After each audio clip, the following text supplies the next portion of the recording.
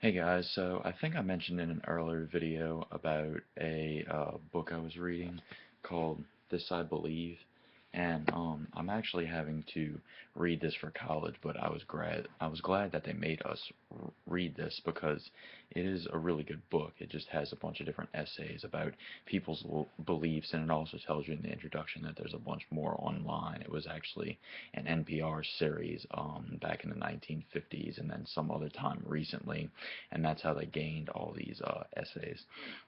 And this one is actually called "I Agree with a Pagan," which has to do with a quote at the very end of this, but that's not the part that I'm talking about. And it's by Arnold Toynbee, something like that. Um, and the part I want to talk about is he talks a little bit about suffering and its relation to Christianity.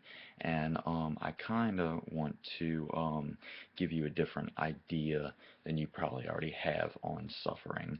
So basically, the first thing that I highlighted that he says is, by nature, each of us feels and behaves as if we were the center and purpose of the universe. So one has to fight oneself all the time, and this means that suffering is not only inevitable, but it is as indispensable part of a lifelong education. And I really hate to be so unaccepting of another opinion and be like this, but that is so wrong, it's not even funny. It's literally the complete opposite of what is true. I mean, I completely respect that this dude's throwing his beliefs out there, but somebody, told him something, or, he just, he somehow got on the wrong understanding of suffering. Um, and the only reason that I came upon the right understanding of suffering is through those meditation classes that I was doing. I think I talked about them in one of my other videos. And in the meditation classes, it talks about suffering. There was some good meditations that helped me really come to the realization of what the deal with suffering is. And so basically, suffering isn't inevitable. We'll talk about that first. Nothing like suffering, anger, any of those kind of bad things, none of that is inevitable.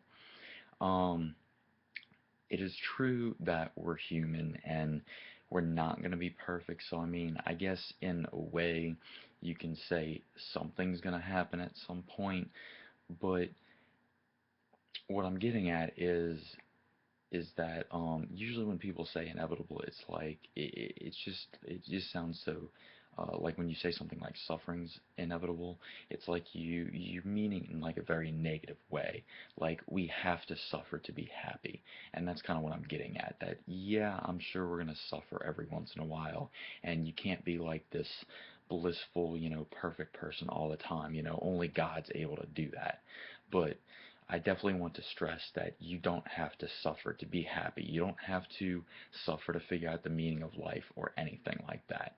And I even believed that myself a little while ago, just because a lot of the time when you go through horrible things, that'll be the times when you're going to pray or when you're going to really gravitate towards something spiritual, something to really hold on to.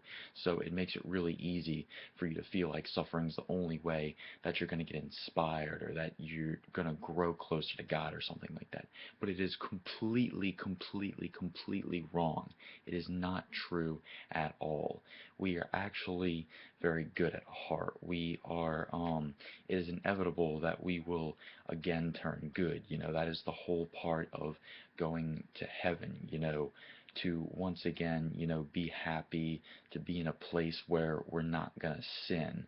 And even if you don't want to call it heaven, there's other religions that have similar ideas. You can talk about nirvana in Buddhism. That's really the only other example I can think of off the top of my head because I don't exactly study other religions a lot.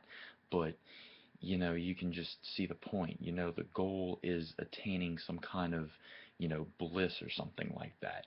And the truth is that it's inevitable that it's going to happen one day, and that we are eventually going to get to that point where we are no longer in this state of suffering, whether, we're going to go to this distant place or, whatever you want to believe about it. That's just the whole point of of these religions that like Buddhism and Christianity, we have this idea that this is not inevitable, that you don't have to sit here and suffer, that you can learn how to be calm and more focused, and that you can just learn to be happier through the good works that you do, that you don't need somebody to just slap you and tell you do this and do this to be happy. That's not what it's about. And I think when Jesus came down to earth, that's one of the things that he really teach. He really teach treating other people right, and those different kind of things. He didn't come down and teach like beating the crap out of people, like beating the sense out of them, I guess, if you want to say something like that. That's not what it's all about. And, so he's definitely wrong when he's saying that you have to fight yourself all the time. A couple of years ago, I really did believe that.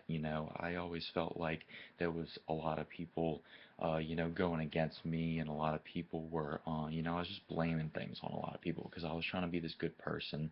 And a lot of people aren't trying to be very good people. A lot of people really do just care about themselves. They're just walking around and they're like, they just want to do what they want to do, and so it's really easy to blame all your problems on the world. Everybody hates me. It's so hard to be a Christian. All those kind of statements. But that's the thing. It's not difficult.